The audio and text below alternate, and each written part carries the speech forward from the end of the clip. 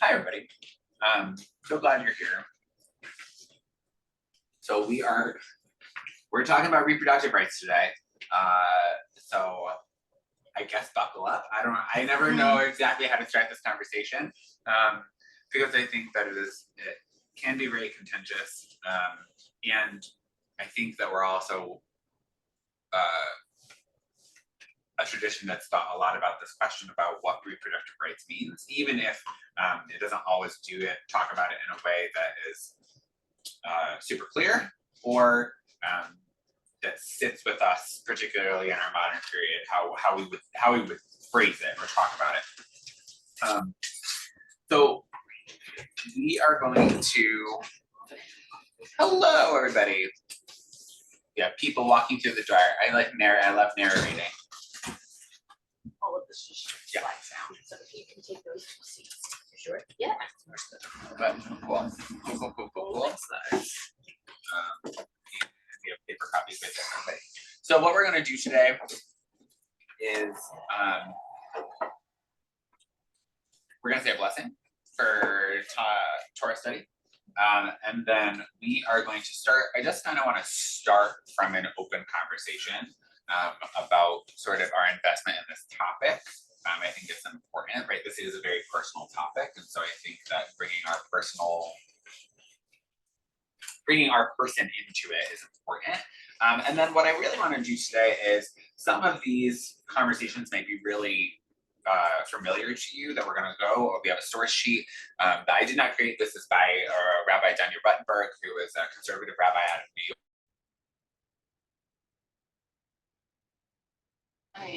Okay.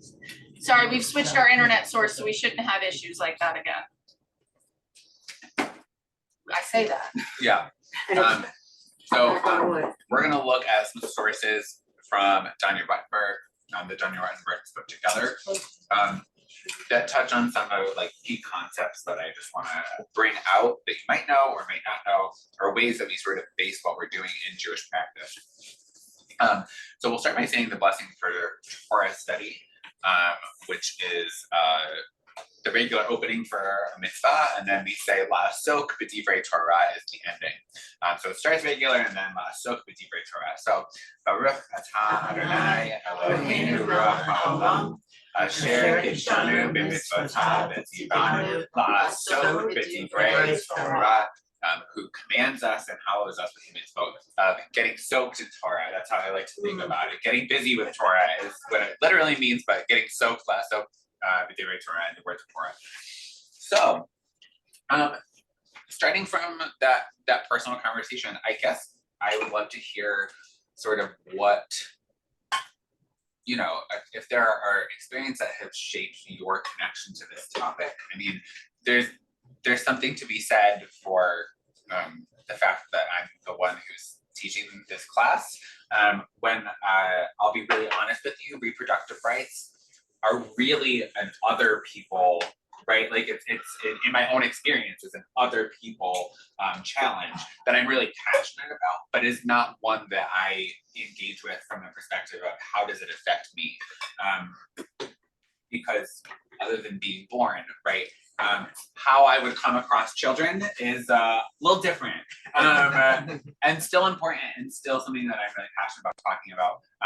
But I just bring that out because it can't affect me in the way that it affects other people, and so I just want to be really upfront about that I have the privilege of not engaging with this conversation in the same way that so many people do. So I just want to name that privilege and bring that into the room. So if you're comfortable sharing what your investment in this topic is, why it's important to you, share as little or as much as you would like to share that you think is relevant to what gets you into this conversation.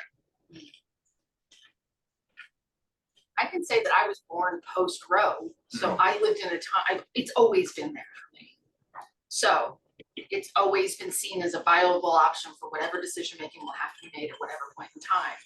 And now it's not.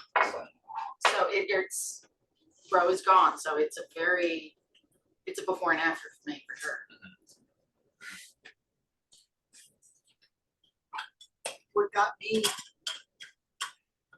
I was always mentally invested.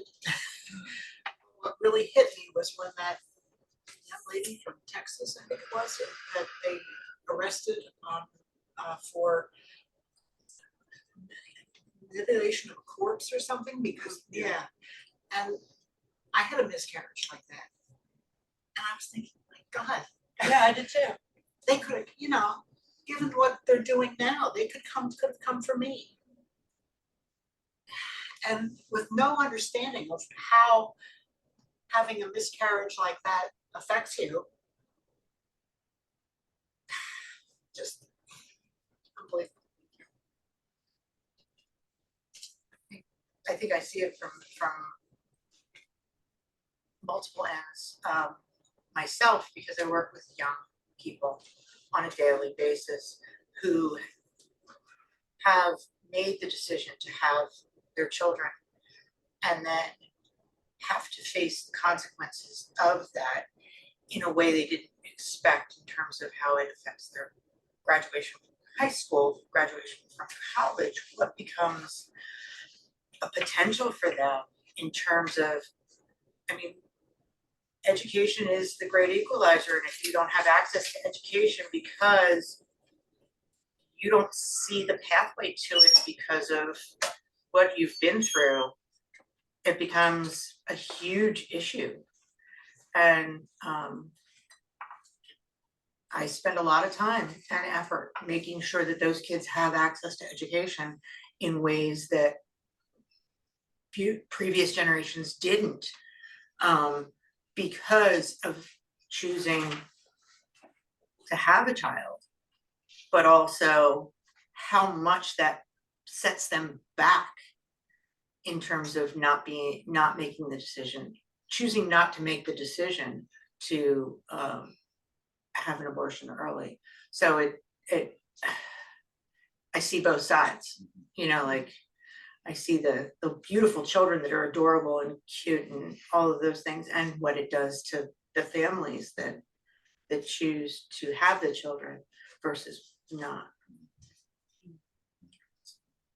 Profound.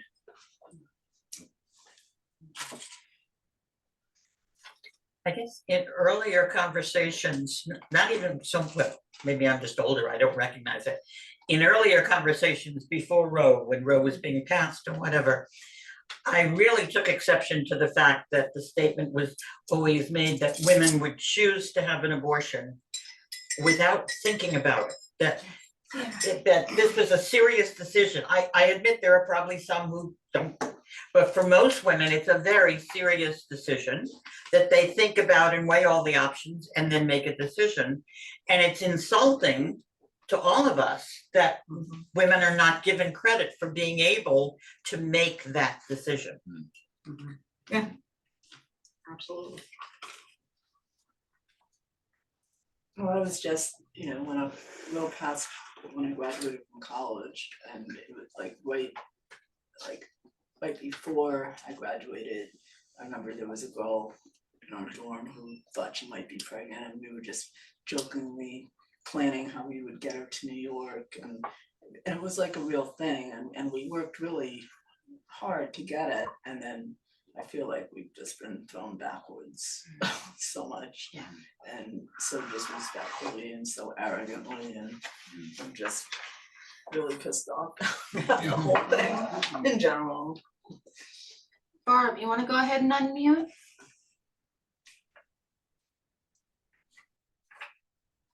Well, I had two children, lost one child, but I also had two miscarriages. Just like, I mean, that's many people have these experiences, but I spent 30 years working with at-risk teenage kids and worked with a lot of kids who were simply unwanted. And quite frankly, there's no undoing that. A child who is born, who is an unwanted kid in a multitude of different situations, that knowledge that child carries around with them for the rest of their lives is just simply, you don't do anything about that. I mean, the people can choose to look past that and move on and develop a life moving past that. But that decision is very difficult. And I think I respect people's choice to have or not to have children. So that's simply where my thesis is right now. Thank you.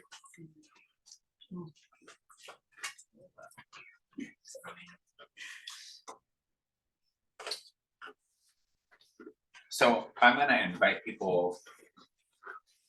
I hope that you'll jump in anyway, but you know, as things come up, I hope that you'll jump in, because again, this is not, even though we're gonna be looking at some Talmud sources, which makes it seem, right, these are a bunch of men sitting in a room, right? Like it's like the more things change, the more things stay the same, you know what I mean? And so I want to invite people to bring that in when they're moved to do so, sort of like Quaker friend style, like if the spirit moves you, say something, because I think it's important.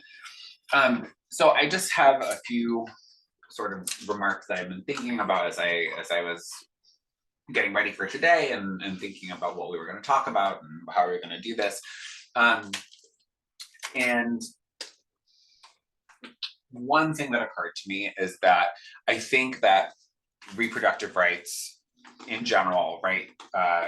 One challenge is that reproductive rights often get sort of under the symbol or the metonymy of abortion, right? Which is absolutely key and critical and very important.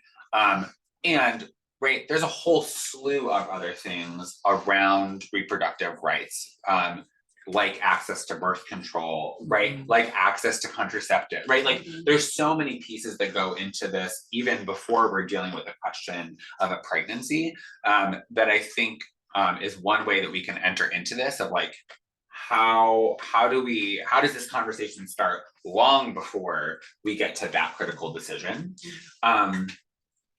The other thing I'll say is that I think a lot of these resources, NCJW has done an amazing job of collecting resources. And so I wasn't about to reinvent the wheel. Like it didn't make sense for me to be like, how can I add a new spin? Sometimes it's not about adding a new spin. Sometimes it's about reviewing what's there. And so a lot of these resources are from NCJW. And one of the things that I was interested in is this question of, how does our tradition inform how we think about things and the choices we make and the words we use?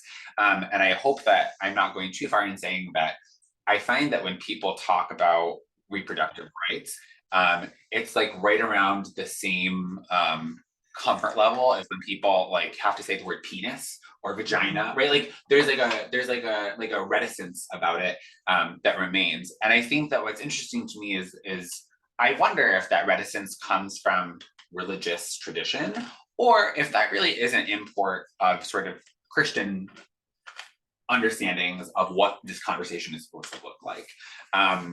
So I bring that in also to say that we have a lot of conversations at RRC.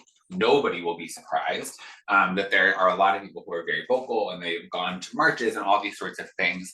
And we really sit under the rallying cry of like, our tradition says that this is okay. Yes.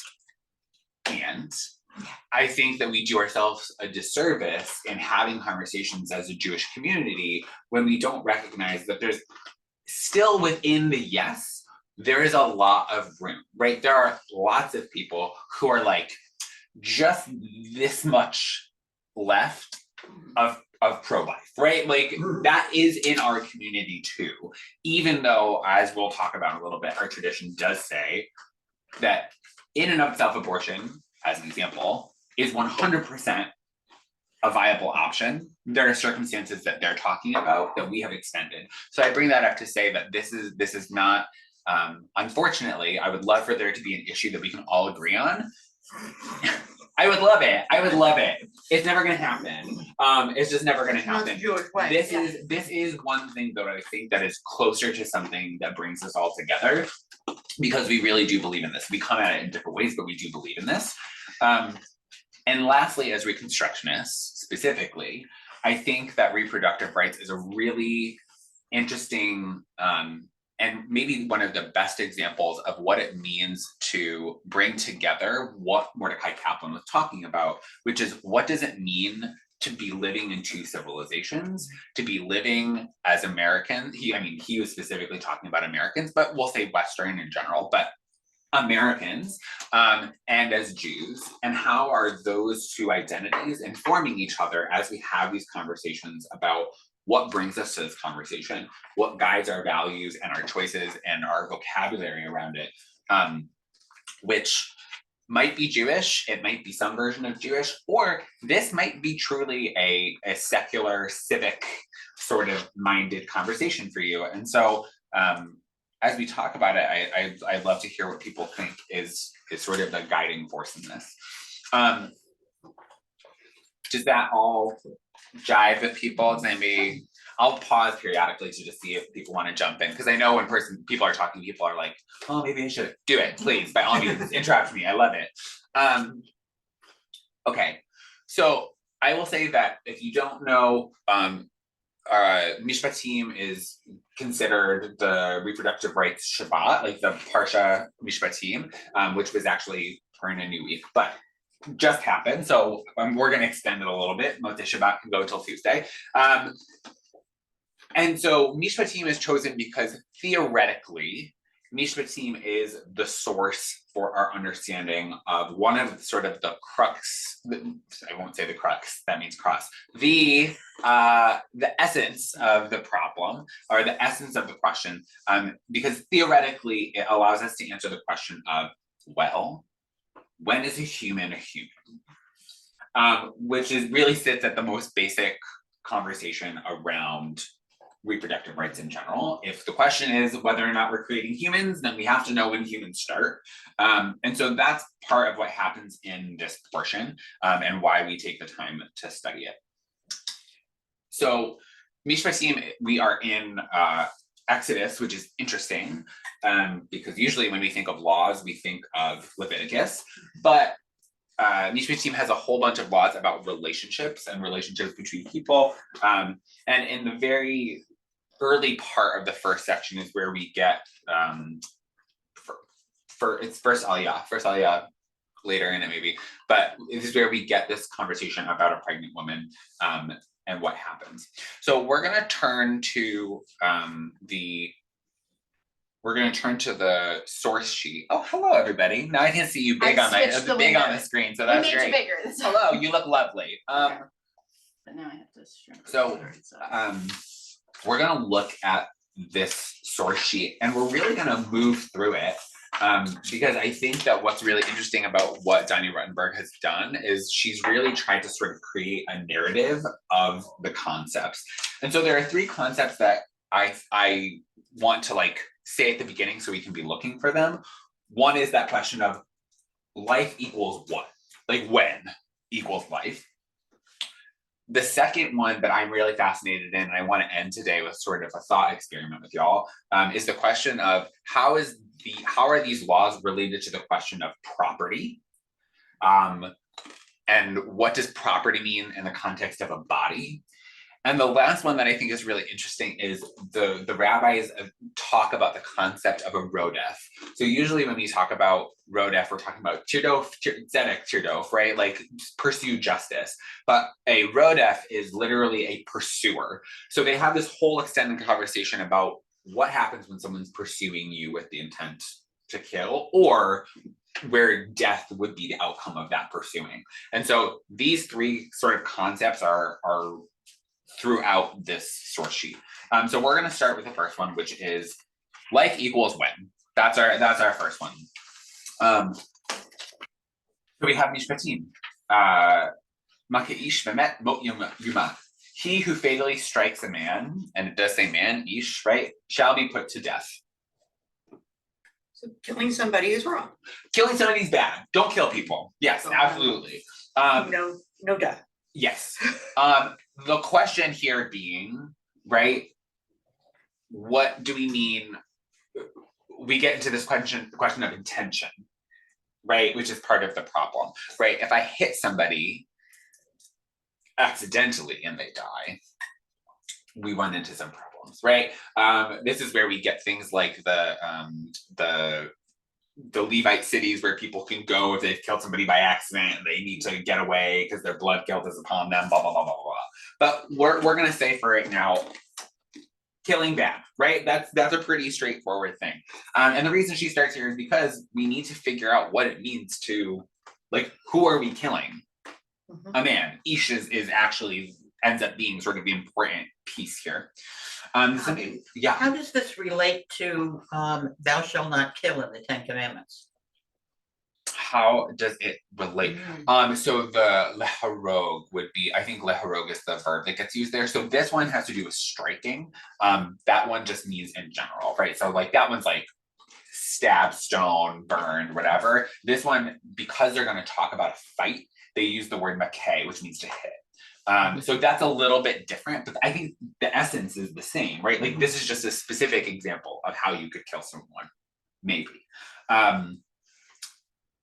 Though, but you have me thinking, because they later talk about how one would perform an abortion. So I wonder. We're gonna have to come back to that one. When we get to that one, I want to bring back your question because it's a good one. Does somebody want to read? So this is from the next section in Exodus. Does somebody want to read Exodus 20? It's this is 22 through 25. Anybody online? You're also welcome to unmute at any time if you have any comments or want to volunteer to read. Help yourself. First dibs to the online folks. Okay, So this is 21, yep, 21, 22, 22 through 25. Yep. Yeah, so I use, you want me to read off the screen? You can use Please. whatever. Yeah, I mean, the translation. Is Yeah, gonna so I use the Jerusalem Bible because it's written in plain English. If when man comes to blow, they hurt a woman who is pregnant and she suffers a miscarriage, though she does not die of it, the man responsible must pay compensation demanded of him by the woman's master. He shall hand it over after arbitration. But should she die, you shall give life for life, eye for eye, tooth for tooth, hand for hand, foot for foot, burn for burn, wound for wound, stroke for stroke. Okay, so there's some interesting stuff going on in that Jerusalem translation. One being, I'm intrigued that they translate it as master. So the word for husband in Hebrew is ba'a, which is master. But it brings up an interesting question of, does this apply to slaves, right? Which is another section that is in this Torah portion, this question of if a man has a slave and he gives that slave a wife, and that wife has a child, the master can offer the slave freedom and the slave can take it, but the wife and the child belong to the master, right? So there's some interesting questions of here when we're translating that as the woman's master gets payment for it, because yeah, that's an interesting thing that's bubbling in there. In either case, right, there's certainly a question of property. The wife is a property of sorts. And it's not, I would found issue in 23, but if other damages ensue, because when we say, and if she dies, that means you wouldn't take an eye for death, you would take a life for a life. That's what this section is saying. So if other damages ensue, including death, right, then we get reciprocal punishment, right? She loses a tooth for some reason, you take a tooth. Life, eye, burn, bruise. Okay, so does this make sense? How are we feeling about that particular side? What questions are coming up? Because what's going to happen is this next part is the Sanhedrin. This is from the Talmud. Is they're going to ask questions. So before you look at that, give yourself a second and think about what questions are bubbling up when we hear. What would you ask about this situation?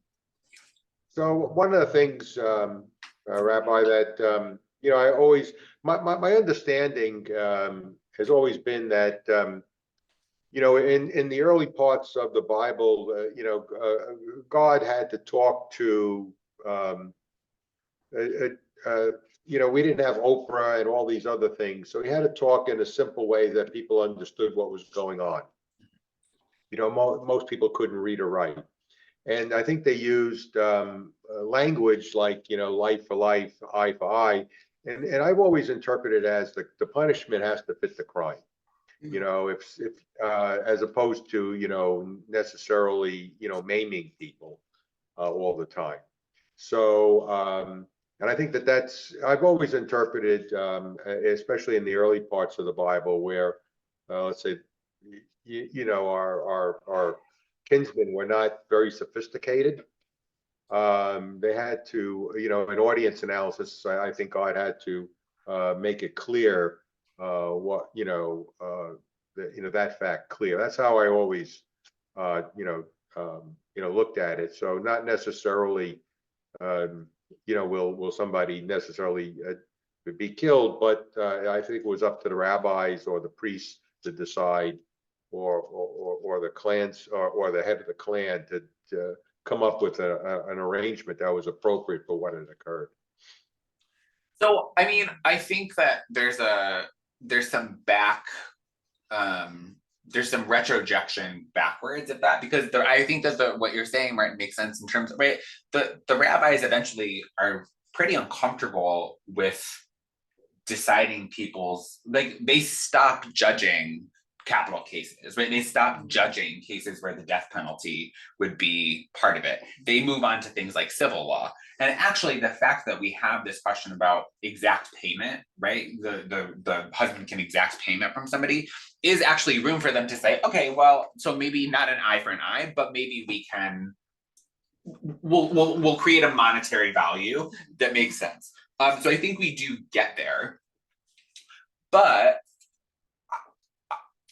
I don't know, right? Like, it depends on how much you think of the Torah as history and how much you think of it as historical fiction, right? I guess is how I want to say it. In the sense that it's interesting that they have cities where people can run.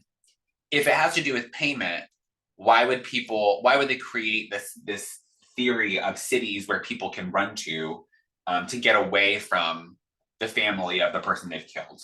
Right, is a question that I sit with. And we also have to think about, in this context, we have Hammurabi's code, which was revolutionary, but was quite literal when it was saying, right, An eye for an eye, yeah. An eye for an eye, right? Like, Hammurabi was not, he wasn't speaking in metaphor here. Like, this was a very real thing. And we have indications that that's exactly what happened. And so the Torah saying, or compensation, is actually an addendum to that sort of Hammurabi's code that would have made us a little bit more unique and not necessarily as harsh. Theoretically, more nuanced, allowing for more nuance. Yeah, theoretically. I don't want to lose that, right? Like, I think that there's lots of people who talk about this idea of learning given in the language of the people and of the time. That's absolutely true. Maimonides talks about that. Rashi talks about that. Absolutely. And I don't want to get away from, like, at one point in the legal code, right? Like, this is what it was, right? There was this idea of bodily liability for another person's bodily harm. And certainly that's still with us today. We still have the death penalty, right? So it can be both of those things. What is the word for miscarriage here? Ve'etzu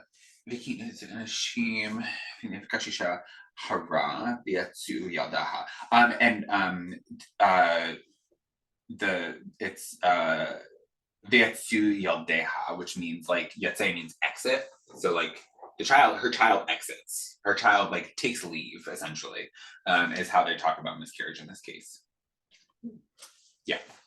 I don't really understand the words. The second part, eye for an eye, that's all very clear. Mm-hmm. But And one responsible shall be fined according as the woman's husband may exact from him, Mhm, the payment to be based on reckoning. mhm. I just don't know what that means. Arbitration to decide the penalty, like there would have to have been something in place already that was consulted and like Mhm. passed down the judgment. Yeah. Yes. Okay, Yeah, so there's at this point in Exodus, this is before or right around, I believe that this is right before we get to the part where Yitro tells Moses, get some people to help you out, right? So at one point, right, in the story of Torah, right, Moses is deciding all of these legal cases. It's like, go talk to God, God will help you do this with the laws. Eventually that becomes not possible because there's just so many people who need arbitration, that eventually we get judges over Israel who are imbued or who are given power by Moses to decide in most normal cases, and Moses takes like the weird ones, so to speak. So I think this based on reckoning is pointing toward that. Certainly the rabbis understand that to mean by a rabbinical court, right? Like that's eventually where we get to. So I think that's what's going on there. But it is weird. Like, how do you measure that? What does it mean to exist? Like, I look at these things. You know, I know it's sort of morbid, but I look at all of these cases of people dying and people getting settlements, and I'm always like, how do we get to that number, right? Why is one person worth $1 billion and another person worth 1.6 million and another person gets like $100,000 pay? It just, it boggles my mind. So I think what it's saying makes sense, but what it means makes absolutely no sense to me. I don't know how you quantify that. and it is all in the hands of the husband. Yeah. I mean, Yeah. the woman has Yes. no, I mean, clearly that's, you know, Yeah, Right. or the leader of the family in general, like whatever that person is, it's not a girl. Yes, and actually there's an interesting, we're gonna get to it, but this question of gender is also, the gender of the child is also an interesting piece of this. So let's move on to them beginning to talk about what this means in this Talmud. So can somebody read Sanhedrin 87b in cases of capital?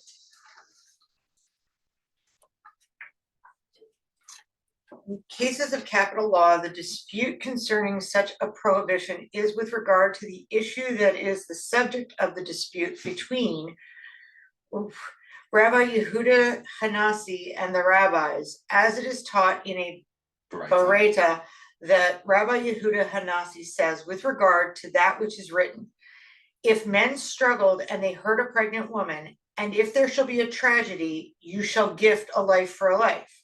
The reference is to a monetary payment for the life that he took. The tragedy referenced is the unintentional killing of the mother. Okay, great. So this is Martin, what you were saying before, right? This goes with that idea of if death is the outcome of this, right? Then that's what's going to get the monetary payment, right?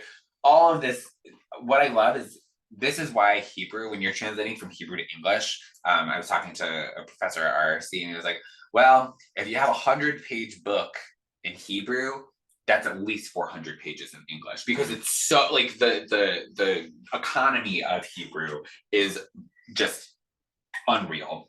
Yeah, right. There's a lot of, with regard to the issue that was the discussion, which was the thing which somebody said is phenomenal in here. Like it's caged so much in language. Yes, We love a run-on sentence. Run-on sentence. I would kill for a few more periods, like one more comma, and we'd get there.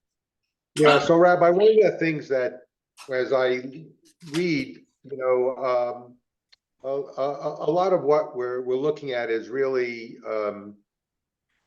sort of like either unintentional or criminal actions.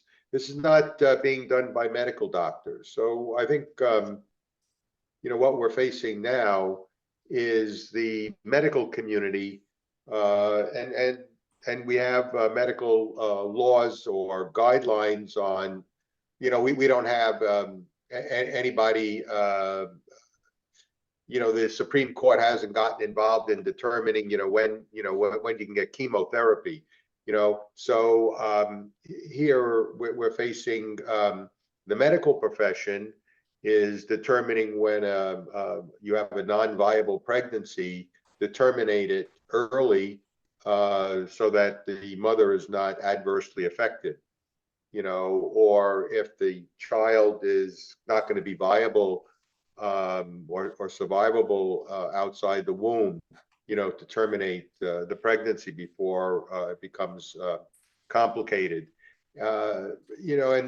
And I've never seen anything in Judaism that's talked about, and I'm not, my knowledge isn't very, very good, but I haven't seen anything ever talk about overruling a doctor's determination on what's the best course of action for the mother or the patient. So I would have to find it. There's a very small section that is, it sort of goes both ways in the sense that it basically says, well, if you go to a doctor and the doctor says do this, right, you should probably follow the doctor's rules. But if the doctor says something and it doesn't agree with you, you also have the right to say, no, thank you. So I would have to find the actual Talmud piece. It's interesting because I think you laid it out, right? It's sort of both ways. And the problem is that that's often what is happening in Jewish spaces, is it's saying that you should do stuff, like it will say that you should do stuff with abundant caution, with complete caution, and then it will say you should really go for it. And then your job is to figure out, well, should I go for it or should I be cautious? And it's like, well, cautiously go for it.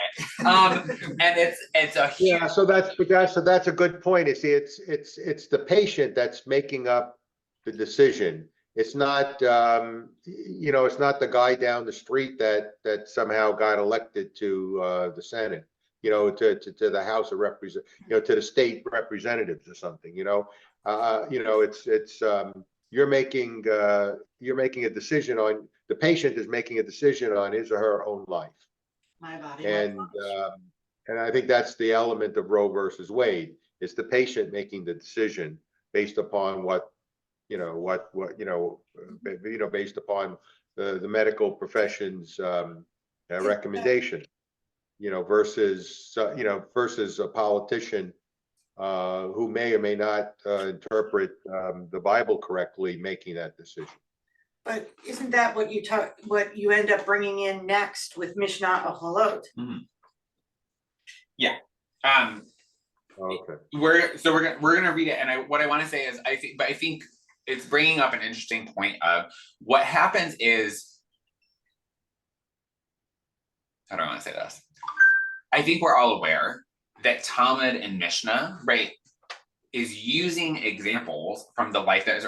We don't have houses that have roofs that have that people can walk on, right? For example, usually, some people do, right?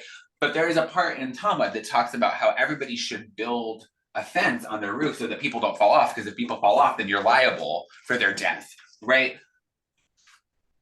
But in their time period, that was a common thing. That's what happened. So one thing that happens is we're not only translating, well, like we don't do this, so what does it mean for us now? But the question of the actors, who are these people in these situations, also becomes really fascinating. So there's a part where one of the rabbis is they talk, there's a set of 4 metaphors that they use to talk about property damage, and it's like the goring ox, the hole, there's like different things, and so they go on for a long time talking about this goring ox, right? This angry ox, and it's angry, and the question of, well, if you know that it's an angry ox and you don't pen it up or like put it out of its misery, then you become liable for the ox's actions, right? But there's a rabbi who says, if you read this and you think that we're actually talking about a real ox, you don't understand what we're talking about, which is to say, it's not the ox piece that's important, it's the animal piece that's right. It's you have something that's going to damage other people. It could be a dog, it could be a donkey, car. it could be a car, It could be a right? tractor, it could be All any these things. knowledge, these things that aren't So existing back then. so what that I need to say with that is, I think you're right that in this we're talking about two men who are fighting, or some people who are fighting, and they hit a pregnant woman. And so, yeah, that's not what exists. So the question then for us should be, well then, who are the fighting people? Like, what is that equal in our thing? And so maybe it shouldn't be the politician, but that doesn't mean that the politician isn't part of this situation. Does that mean that the person who's pregnant is both the pregnant person and the fighting person, right? What does it mean when they strike themselves or induce others to strike them in order to create an abort, right? Like, we can play with that a little bit to think about, well, what is that? Is it the husband? Is it the person? Is it the doctor? Is it the politician? And when we change out those personae, what changes about this situation for us, right? Because we've already said in this room, well, if the person who's pregnant is the one who hits it, it's their choice. But politician, that's absolutely wrong. So we can see already that changing out the persona drastically alters how we think this situation should go, right? So going to this Mishnah Torah, one who strikes a woman and causes her to miscarry, even though it wasn't his intent, he must pay the value of the fetus to the woman's husband and damage and pain to the woman. Okay, so all this to say, sorry, I'm on, it's the next one down, Mishnah. Okay, now we got it, sorry, I just wanna make sure everybody online can see it too, if men struggle. Keep going. That one. This one, okay, Yes. sorry folks online. There we go. Okay, so intent doesn't matter, right? Which I actually kind of love. We talk a lot today about how like intent matters less than impact, right? The impact is a miscarriage happened, right? And in this case, there's some sort of damage that needs to be paid. Again, what does it mean? So if it is intentional, should that change how we feel about it? For a lot of us, we would say, well, you would be liable if it happened and it wasn't you. But if you were the one who induced it, nobody's liable. Reasons matter. Reasons matter. Yeah. But it's, the effect is still you. The effect of your final result is still the same.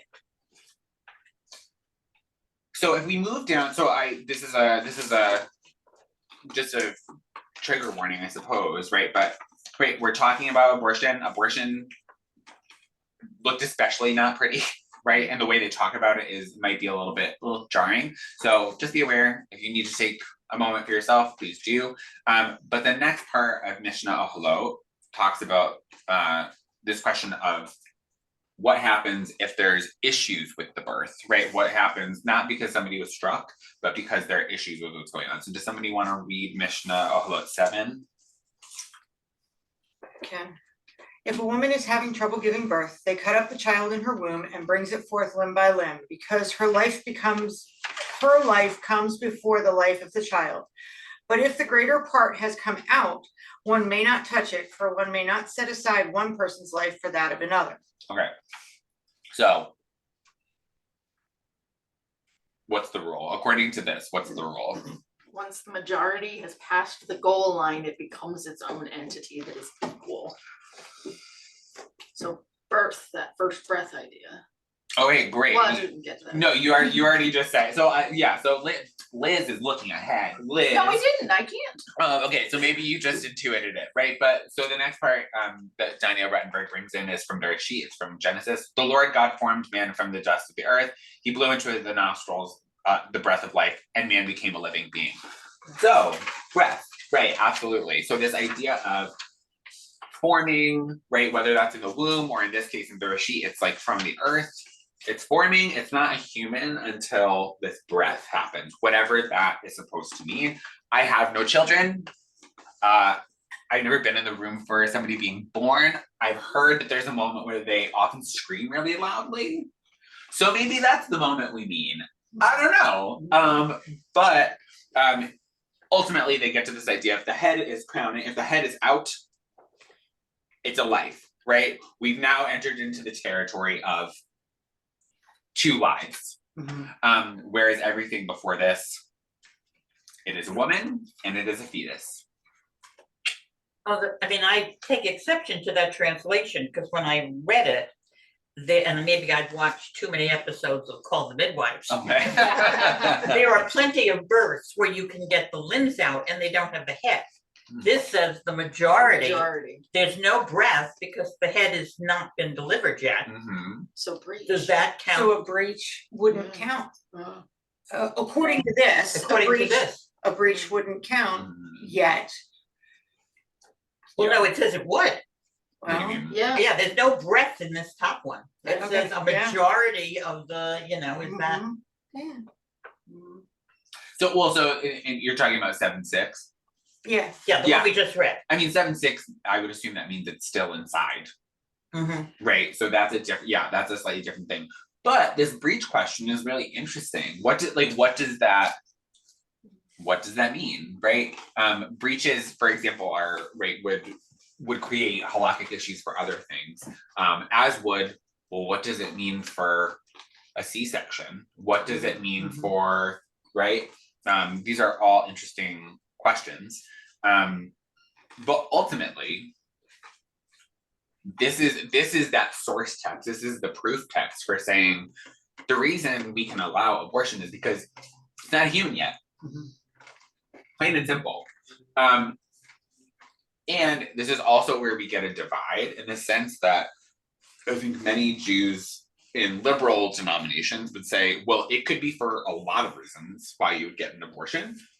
This, to me, speaks pretty clearly that this has to do with the life of the mother or pain, right? So this is where we sort of get into the choppy, murky waters of like when we say that Jews are pro-choice, yes, but what kind of choice and when is going to differ depending on the community. So I just bring that up not to say that one is a better thing than the other. I'm trying very hard because I don't know everybody's thoughts on it, so I'm just trying to be very hard to be like, whatever your thing is, right? This is kind of where that divide happens. But basically, it to Marty's point, it points to the midwife that she has to make that decision and then take care of the mother's life before the child until such time as the child is born. It's up to the midwife to sort of do that. So, well, yeah, yes. Well, It's everything with Judaism is yes, but no. Yes. But No, because it's a question of like where does and this again goes back to this question of like, well, what is like, is the mother in severe enough pain, right? Like, Is mental health health. just mental health, well, just like, did they decide? And the midwife is like, yeah, that's irregular pain, which is different than I've heard it hurts to have kids. Yeah. I don't Really. know. I'm going to assume yes. I've watched enough movies to suggest that there's some pain involved. Yeah, so does the midwife get to decide? Is it a conversation between the mother and the midwife? What's really fascinating here is who's not on the page? Dad, or the person who provided the semen, yeah, is not on the page. Which is important, right? Is important for thinking about who's making the decision, how they're making the decision, what that works. The woman and the doctor, The way that the works. woman and the doctor, yeah. The woman and the doctor. So to the question of the next two from the Mechilta and from the Mishnah, I don't want to spend too much time on them, but they're basically talking about periods of time. And a huge conversation has obviously been the question of like, at what point in the pregnancy are you allowed to have an abortion? And what's really interesting in the Mechilta is it talks about this idea that so it's quoting Leviticus, and if a person strikes any nefesh of a person and he dies, he shall be put to death. What's the name of the text you're on? Mechelta. Yep. Okay, got it. Yep, that's the one. So this isn't quoting Shemot anymore. This isn't quoting Exodus. This is quoting Leviticus. But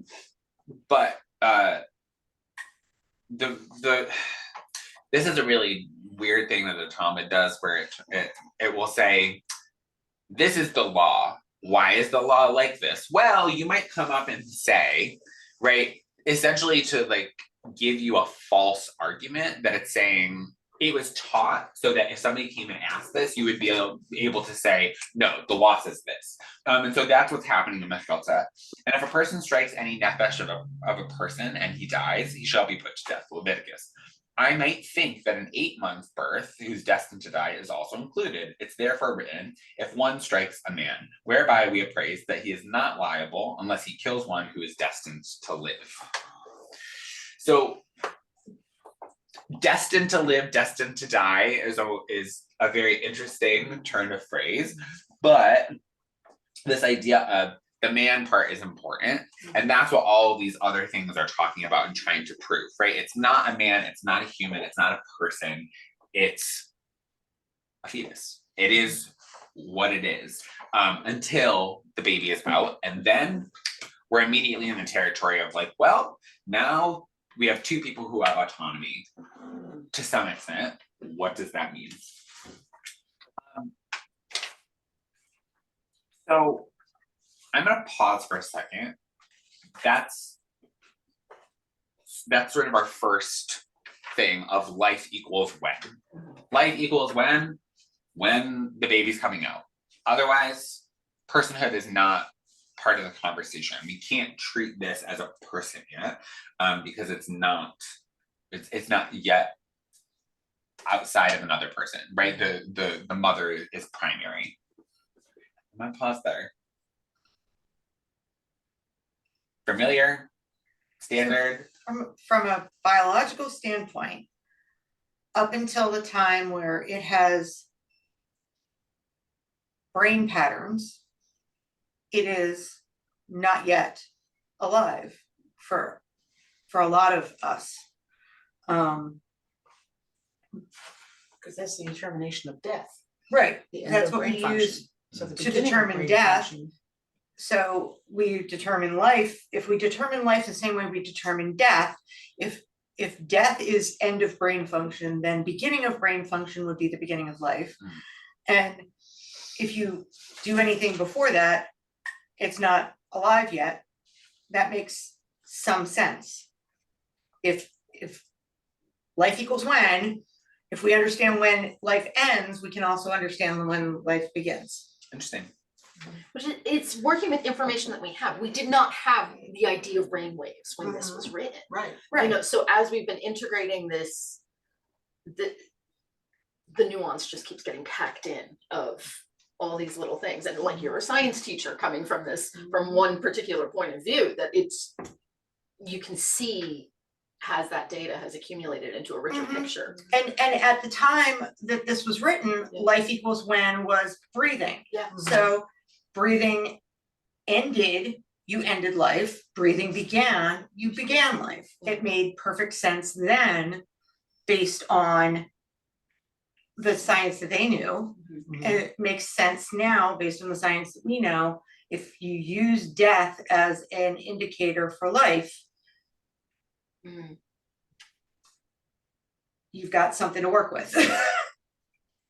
And that's got to say. I'd like to introduce myself. Hi, Bob. Hi, Bob. Hi. I saw your. I'm interested in this subject. I'm a retired OBGYN. Oh, hello.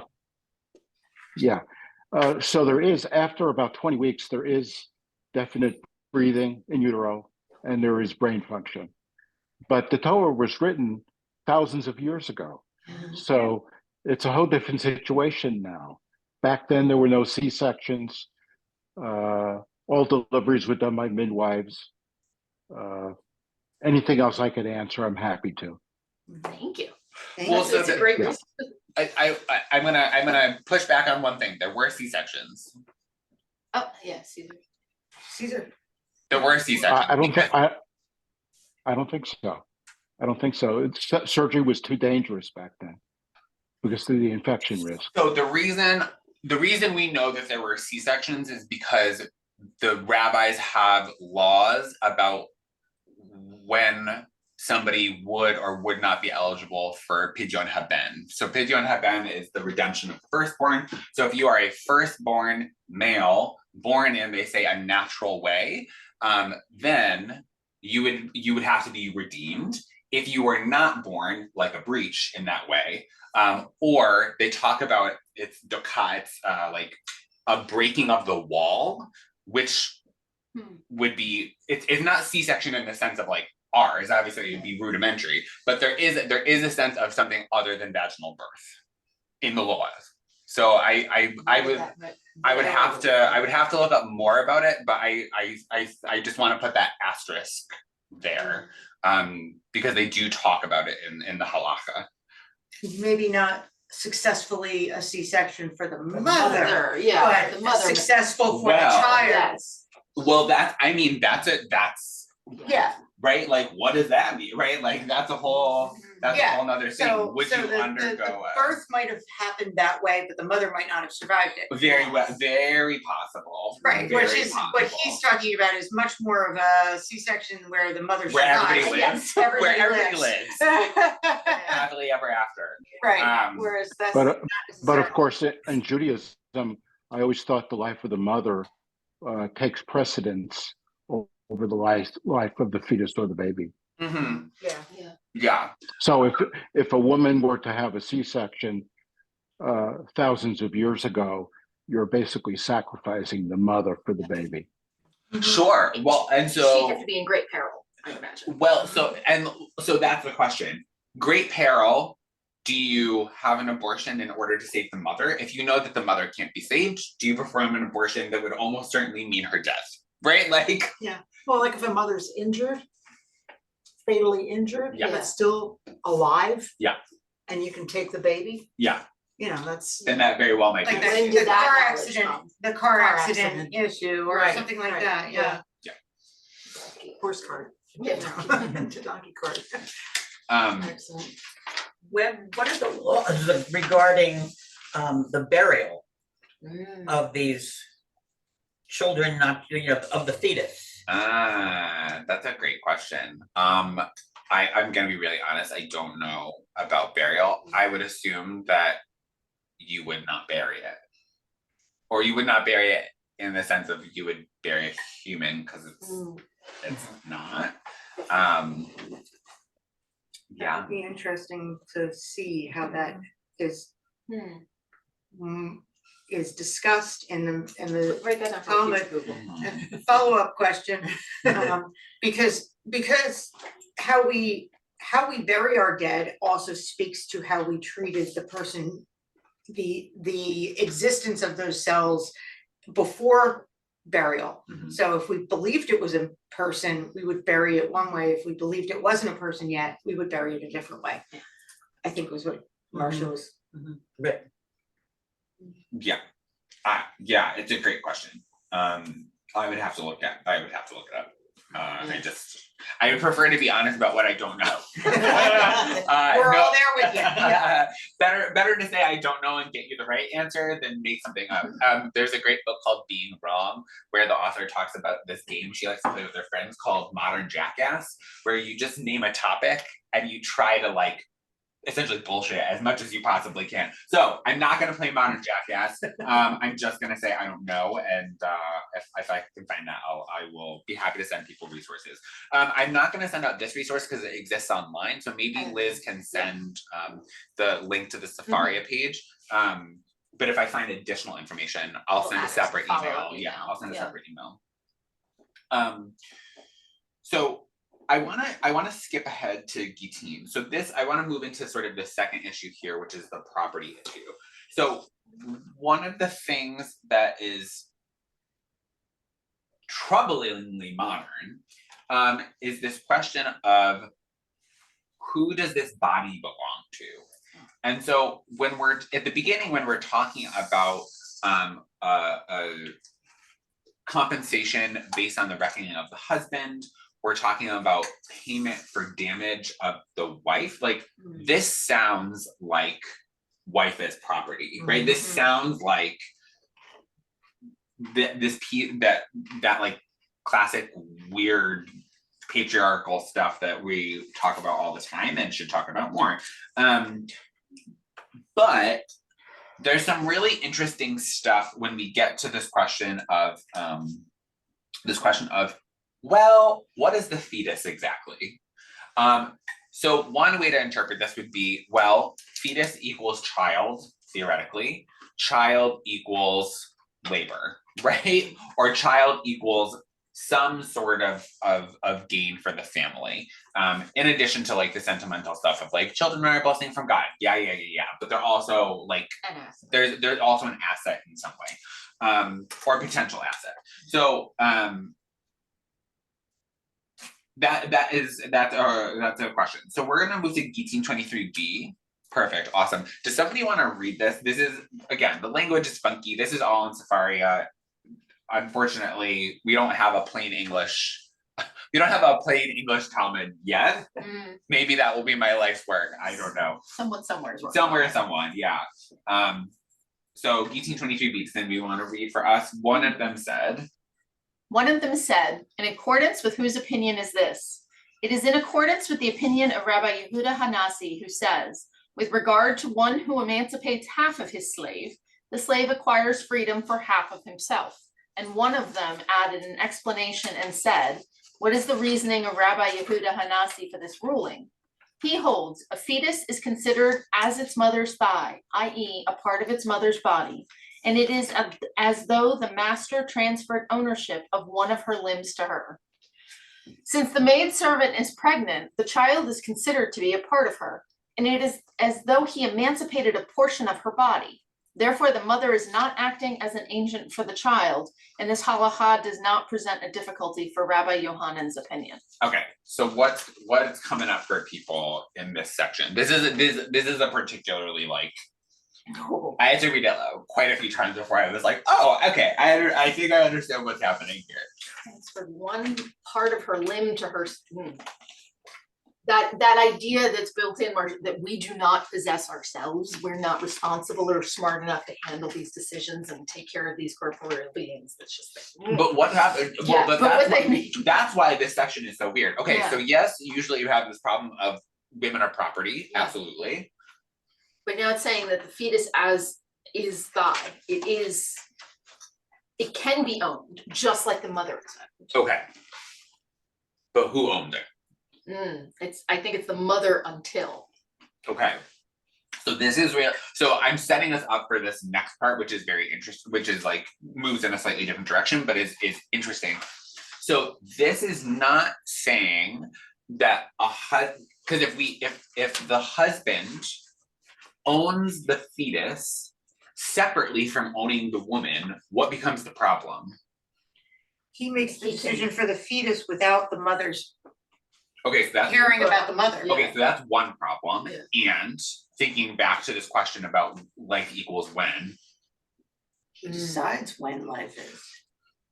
Okay. Well, No. he can have an unbalanced decision making between these two lives based on what would benefit him. Okay, but we stumbled into what this is. It isn't two lives. Yes, as soon as you're we right. say that it's owned, it's its own entity. We run into a problem, right? We've just spent all that time proving that this isn't a person yet. It's not a thing.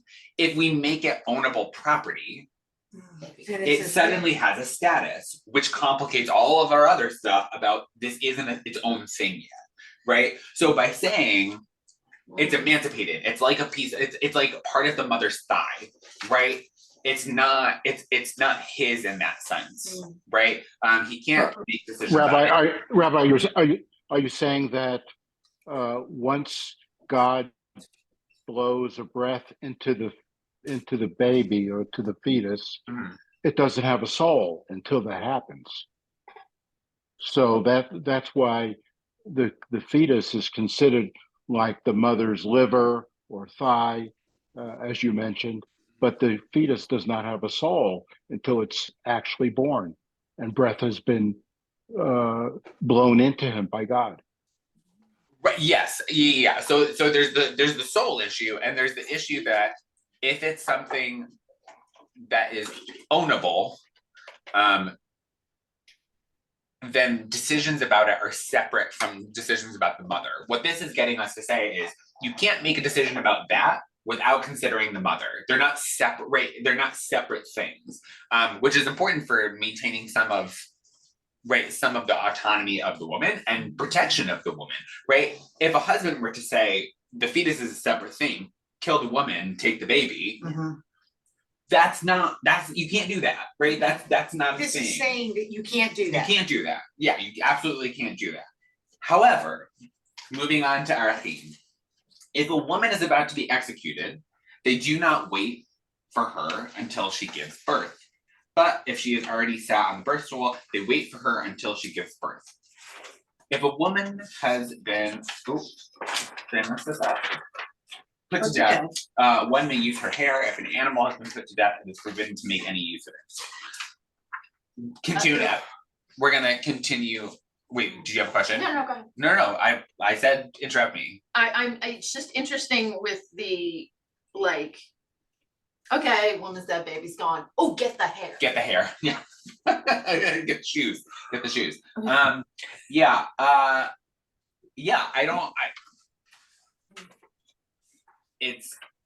They're having a lot of conversations at once, right? We're like late to the party. There's a lot of inside jokes happening.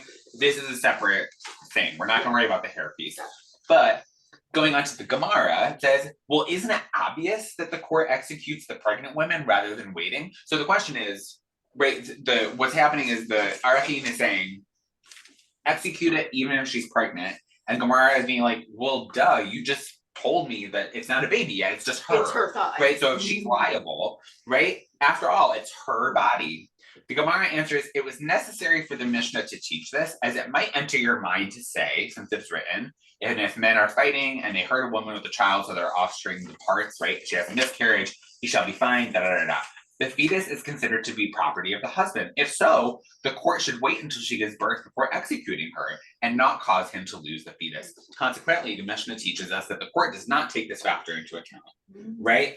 If we were to wait, then we would say, yes, the fetus is the husband's property. We can't damage a man's property. By saying she can be executed, it remains her, right? It maintains her autonomy in that sense, which is a weird way to do it. Yeah. I'm not gonna say it's Also, not. very not Christian, because like, I'm gonna throw in there that like when the witch trials and stuff like that, they would hold a woman in jail until she gave birth before they executed her. So they were not doing this. They were not following this. No, they were Which like, is kind of interesting. Yeah. Because that's where we differ in the way we see these things. yeah, I mean, it's certainly one part, right? There's a, this is gonna sound so unbelievably callous of me.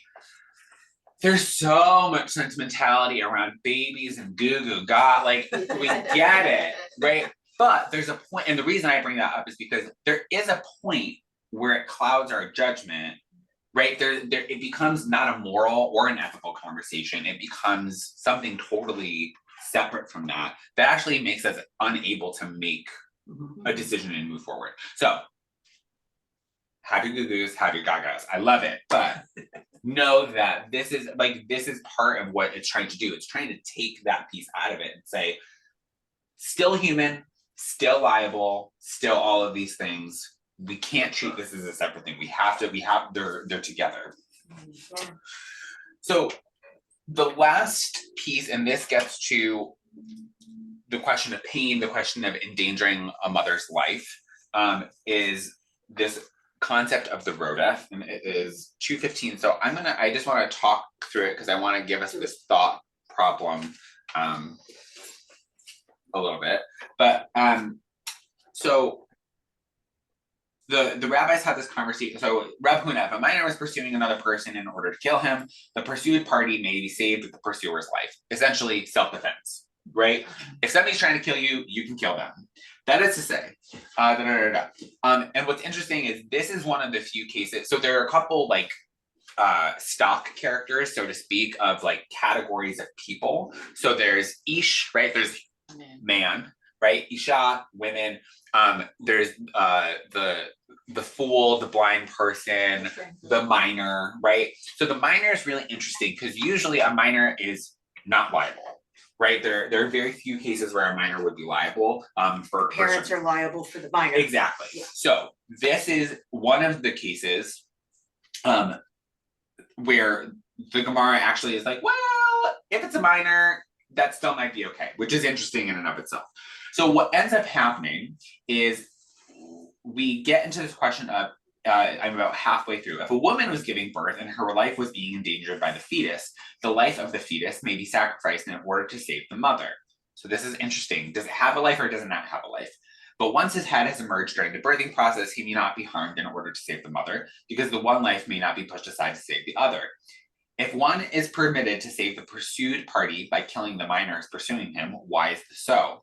The fetus is a pursuer who is endangering his mother's life. This is not as different there with regard to the woman giving birth, since she's being pursued by heaven. Since the fetus is not acting of his own volition and endangering his mother of his own will, his life may not be taken in order to save his mother. So they're going back and forth about this question of this pursuer, right? Volition, do they want to pursue? Yeah. Who is doing the, right, like this question of a minor, is it heaven pursuing you, right? Like, meaning, is it like God like trying to kill you through this? Like, which is a little bit funky to me. But ultimately they come to the decision that it is, in the case of danger to the mother, if the child is not yet born, you are required to take care of the mother before the child, right? But I appreciate this idea of the rodef, right? This pursuer, and what it means. What does that mean? And it brings up this question of how even within their own time period, they're trying to sort of translate between different cases in order to understand, well, how does this basic legal concept actually show up in all these different things? And so I was trying to think about, you know, again, I come from a different vantage point in the sense of this challenge and this issue affects me differently. And so I was trying to look up different ways that this just shows up, and specifically around the question of autonomy. And I stumbled on some interesting stuff around surrogacy, and wondering about what the rabbis would have to say today about what it means essentially to buy someone's autonomy. There are when people are pursuing surrogacy, right, there are often contracts that you will draw up that lay out, these are the things you're required to do. You have to go to all of your prenatal appointments. You have to do this, that, and the other thing, including questions about abortion, and questions about what it means to the family in making the decision of, if I say I don't want it anymore, are you required to follow, right? We have this contract. Are you required to follow what I say? And I wondered what it means to buy someone's autonomy, if you can do that, or if there's other things at play here. In Pennsylvania, I will say, state to state, county to county, the laws are different, which is wild to me that you can go one county over and laws around surrogacy are totally different, but it is a thing. And there's some states where there's rules about when they have like pre-parent rules. So this idea of, can you apply to be known as the baby's parent before the child is born? Or does that person have to legally relinquish parental rights after the birth of the baby before you can then register as the child's parent? So that scene, and thinking about where does this show up in that world, the legal world, that's what's coming up for me. I offer that as like a question that I'm sitting with as I think about, will I have children one day? Probably not, but that's okay. That's okay. But so that's what I have. Daniel Rettenberg has done a really great job of putting together a lot of different sources. but I'm wondering if there's any, talking through all these things, if there are any ideas or sections that really stick out to you as like, I want to chew on this more, or I'm surprised by this, or I feel like this actually better informs why this is either a Jewish value to uphold, or why treating it from a civic, like American perspective, we'll say, is all the more important to you. I just am wondering if people are sitting with anything. I'm thinking of how this connects to contraceptive Mhm. rights and all that, and how there's the bigger picture of the obligation to multiply, and then my brain's spinning around this, but kind of, if you look at the numbers and the data, the information we now have that says contraception leads to less abortion. Mhm. Education leads to less abortion. So if this is something that we want to minimize in some fashion, Mhm. my brain's just on the other half of this equation too, kind of where it all expands from here and how you get into the contraceptive rights and all that. Mhm. Yeah. If you don't talk about it, and you don't, I think that's one of the things that I love about Judaism is all those difficult topics that we, Yeah, somebody said In- something. in society, we try to shy away from. In Judaism, we've had that conversation. We might have had it 300 years ago, But it's written down. but it's written down, and we had that conversation, and we're not unwilling to have that conversation again. Mhm. And that, I think, is really super important as we look at these things. A lot of the problem that we're having in society is that we're unwilling to have the conversations in the first place. We're constantly worrying about what other people are going to say and other people's concerns are going to be, rather than just saying the conversation needs to be had, because you can't make an effective decision unless you've had some data to make the decision from. You must educate your children. I think that's one of the things that frustrates me about society in America right now, is that we refuse to educate our children, but we want them to make the decisions we want them to make. Mhm. And we can't grok that if they can't have that information, they can't make the decision. I want to go back to what Bob said for a second, only to say that outlawing abortion doesn't get rid of abortion. It just makes it more dangerous. It's just, Yes, right? It's Like, just a safe abortion. it gets rid of safe abortion, right? It gets rid of, right? Just like not like teaching abstinence only, or getting rid of accessibility to contraceptives doesn't mean less sex. It means more unprotected sex, right? Absolutely. Like where that is, right, where there's lots of things other than children that can go Yeah. horribly wrong. So what you were saying about 1,000 years, 1,000 years ago, they didn't have, like, Yeah. a C-section was a death sentence, essentially, right? Yeah. Which very well might have been true, right? When we say we're not allowing something, that doesn't mean that it goes away. Like Prohibition didn't work very well, right? Yeah. Like, Yeah, That prohibition, works great. people still drank, right? Right. Yeah. Worse. and worse. More Yeah, people died. from people drinking. died from it, Yeah. because Yeah. they didn't consider the lead in the stills. Yeah. Oh, is that what it was? Oh, I thought it was just Yeah. higher proof. Oh. When they put the still together, they used lead solder, And it was. and that would inhibitor bleed of off into the Oh, God. alcohol, Oh, yeah, and people died from that. Okay, well, among other things. you learn something new every day. Mhm. Yeah, it's just like, that is one thing that Judaism really focuses on, is saying that basic statement of, if you don't talk about it, it doesn't make it go away. You have to talk about it. You have to talk about, Abraham yelling at God, and why that's important, just as much as you have to talk about the life of the fetus, or the life of the mother, or any of that. It's important that we have these conversations, because you can't make it go away. You have to talk about it. I think that's where we've gone wrong in American society, is we've And I gotten, really appreciate the Jewish movement to file suit against these abortion laws, Yes. because they say that it's Mhm. infringing on their rights. Our religious rights. Our religious rights to Yeah, It's the volume of the rabbis I'm seeing, I'm loving, and getting more women and more involved and more men and all these people that are saying religion, reproductive rights are Jewish values. mhm, You know, that it is something that matters to us. It's not all religion against it. Like Islam, I believe, even has situations in which, yes, you must. mhm. Like our Pikuet Nefesh and all that, like, so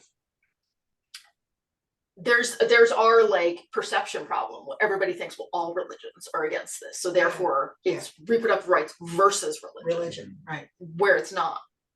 right. So it's, in some ways, we have to correct that image to the outside world. Yeah, But the Absolutely. volume that's coming out and seeing I mean, abortion is a Jewish value stickers on cars in the conservative parking lot, in the, you know, passing on the road, you know, it's. it's super important and I appreciate, And The- ACW. yeah. and CJ. Yeah, I, So someone mentioned that when contraception was available, the abortion rate decreases. And that's true. That's absolutely true. So when contraception is made available over the counter, the abortion rate does decrease. More information earlier leads to earlier decisions, earlier planning, Mhm, less reactive measures. mhm. Mhm. And there'll always be times where, for lack of a better phrase, it wasn't meant to be. Mhm. Yeah. And doctors have to step in. Mhm. And the fact that lawmakers are curbing doctors' ability to preserve their patients the best way they know how. Is a problem. Marcia. I just to be a little bit of a devil's advocate, if in fact I am a believing Catholic, Mhm. and I believe that abortion is death, Mhm. how do I sit around and not do something about that? I mean, I should stop death. I should stand up against it. So it becomes a very traumatic argument. Mhm. I mean, we absolutely believe, you know, that it is something that, you know, should happen in the right place at the right time. But if I believe that you're killing someone, Mhm.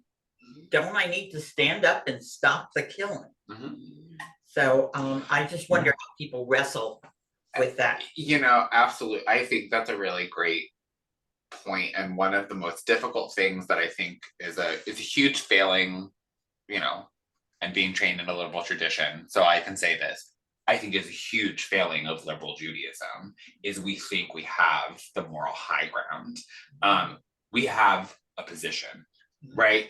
And there are some things that it is very clear to me that, right, racism is not okay, right? Like homophobia is not okay, right? There are things that I am very clearly to say, no, I feel comfortable saying that I am correct.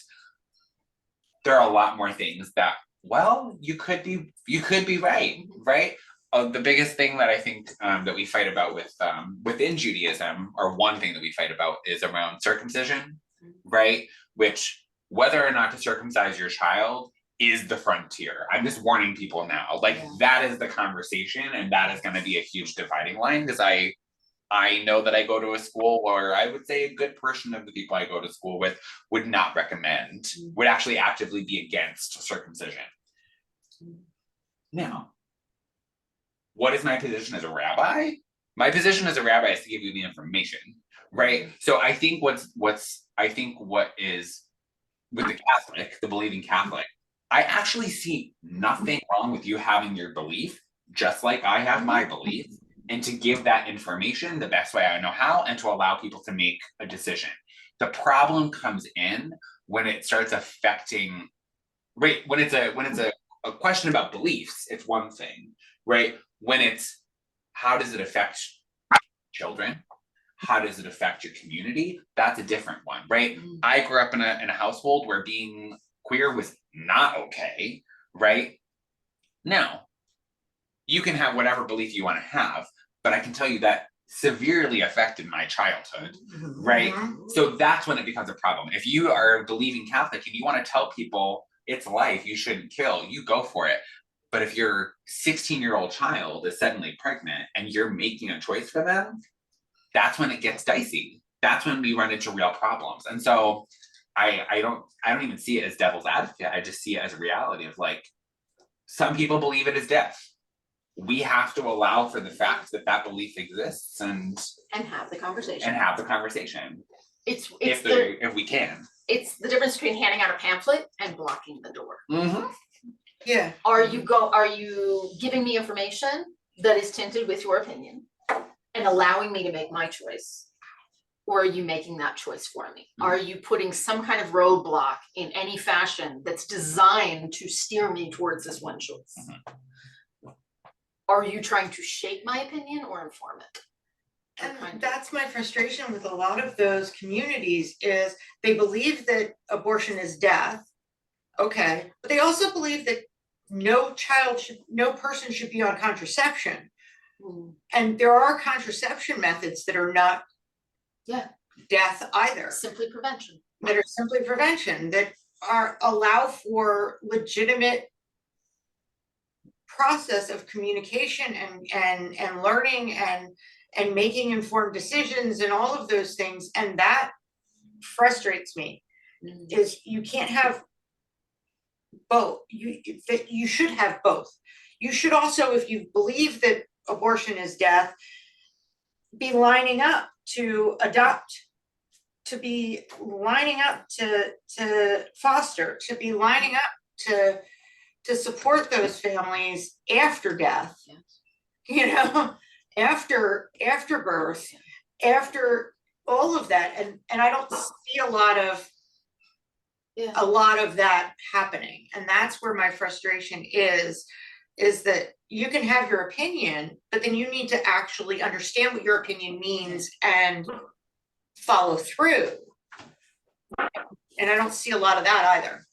Emphasizing the preciousness of life during this one period versus after. Are you doing what you can to make that life thrive? As an outsider, are you adopting? Are you advocating for universal childcare and all sorts of things? Like it's so it's a problem in their conversations that aren't happening that connect a fetus with the person that comes after. Yeah, and we've sort of done a little bit more of that heavy lifting. Some of us have. I don't know that all of us have. I wouldn't say all in anything of Judaism, but that heavy lifting of what is the responsibility of the community for that child after it's born, now that we've made the decision, or once the baby came and you had to make that decision, what was our responsibility for that child afterwards?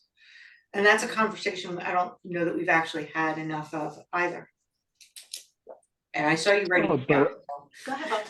But unfortunately today, despite someone's ethics and morals and conversations with their rabbis and their clergy, a lot of their decisions are affected by laws and legalities.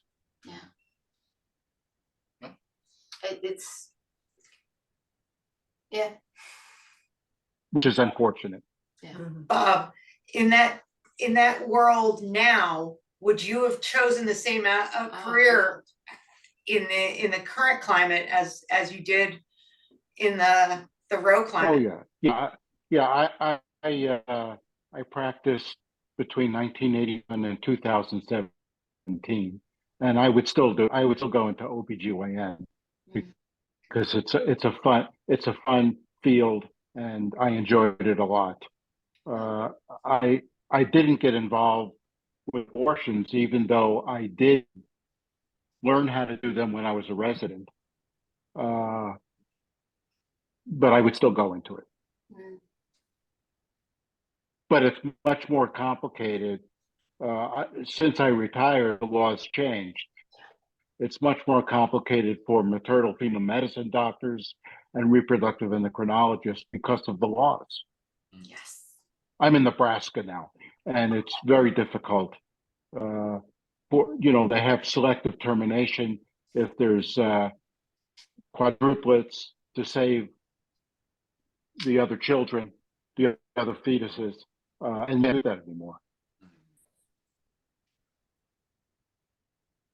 And it makes it very difficult for reproductive endocrinologists when they're doing artificial reproduction.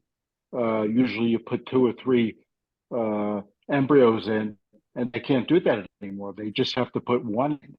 Yeah. It affects the science. When you curb the ability for science to science, you're limiting so much, and that takes years and decades to recoup. Right. Back in the days of the 1,000 years ago, it was the Sanhedrin that made the decisions. Nowadays, it should be between the patient and the physician or the health provider, and that's not the case. There's a middleman now, which is the legal system. Mm-hmm.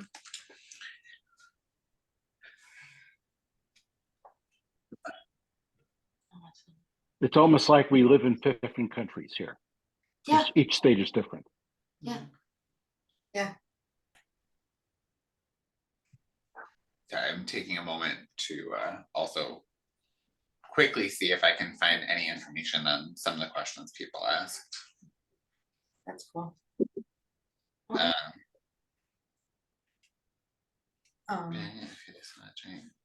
And I'll send out a follow-up email with the link to the recording and the link to this source sheet, and anything Alex finds from this point forward, we'll bundle that up together and send that out so anybody can go back and look.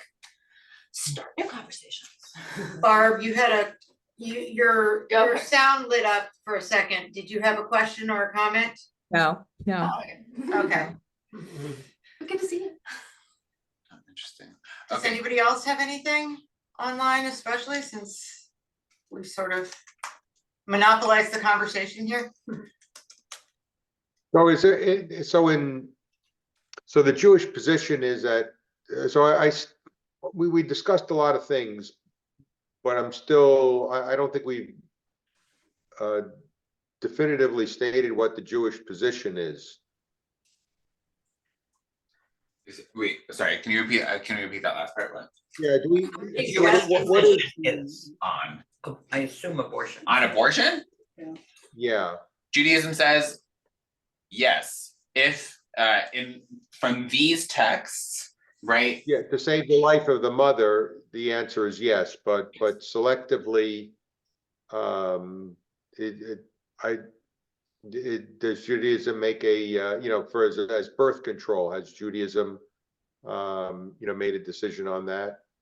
That's going to depend on communities. So I know that some communities would say birth control is not a thing. And I mean, but the other thing is, it's like, it's not. There's certainly communities where it would say it's permissible for lots of other things, right?